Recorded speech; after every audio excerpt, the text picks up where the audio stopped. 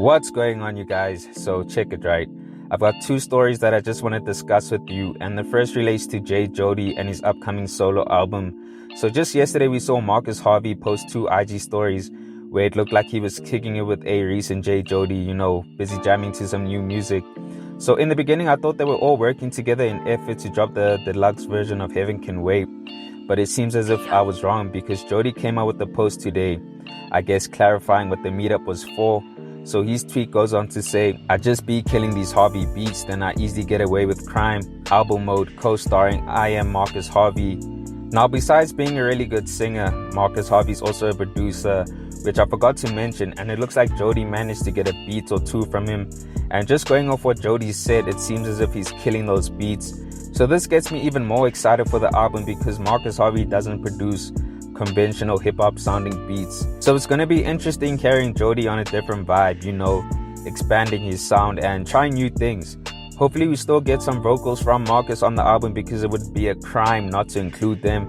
I mean, if Jody happens to only get beats from Marcus, hopefully Reece gets the vocals and features him on whatever project or album he plans on releasing next, because a collab with them together would be dope to hear.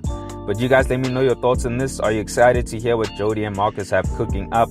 And do you think Reece would feature Marcus on a track for one of his upcoming projects? Comment down below. So moving on to the next story, it seems as if Nasty C isn't rocking with Twitter and its toxicity. So he came out with a few tweets to vent about his frustrations he has towards the app, going on to say, "Don't spend all day on Twitter complaining about people on Twitter. Just leave, delete it. It really is that simple. Post your links if you must, but don't stay here. If you're looking for love, kindness, support, understanding, solution, you won't find it here." He then went on to say, "We're giving this app way too much power and control over our real lives.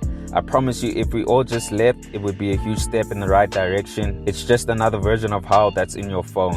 And he concluded by saying, "If you want to be picked apart, judged, hated, dragged, misled, etc., you're in the right place. Get comfy. This is your home.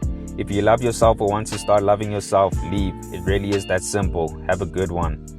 Now, it seems as if Nasty isn't the only celeb who feels this way towards Twitter, because more of them came out to support what he had to say. I mean, we had AKA Busy saying, "I left Twitter nearly a year ago and it basically saved my life." Nasty responded with some heart emojis. OK Malum Cool Cat went on to say, "One of the darkest streets on the internet disguised as a safe house for opinion." Tejo went on to say 100. Flame said, "I'm with it." PH Raw X replied with some flame emojis. And Moosey responded by saying, "Got a new phone about a month ago. Never downloaded it again and I'm not going back. I would highly recommend this. Thanks for sharing, brother." And Nasty responded to her with some heart emojis. Now, I will say from my side, being on Twitter a bit, you do come to find that it's a bit toxic at times, with people shading each other, insulting each other, and also humiliating each other, all for likes and retweets. Now, if you're a person who feels self-conscious about being online, I wouldn't recommend using the app, because you're liable to be ridiculed at any given moment. People don't care about your feelings on that app, which is why I wouldn't recommend using it if you want to protect your mental health. Now, I think with celebrities, everything is amplified to a certain extent, because they tend to have a much larger following, which means their every move is being watched, not allowing for them to truly express themselves, because we now live in a time where you could be cancelled for anything you say, regardless of whether it was offensive or not.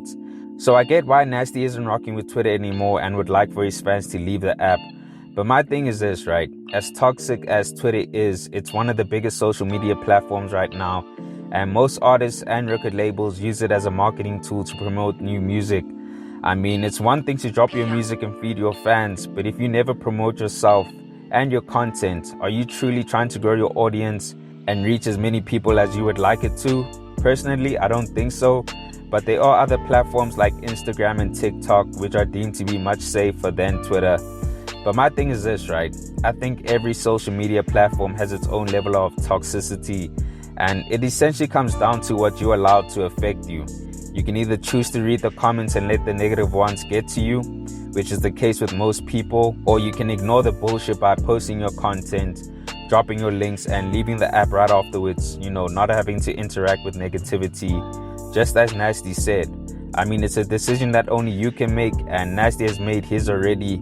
And are you with him? Comment down below, because I'd like to know where you guys stand on this one. But anyways, thanks for tuning in, and I hope you enjoyed. Please make sure to hit that like button if you found the content dope, and hit that subscribe button if you haven't already. It's on to the next one. Peace.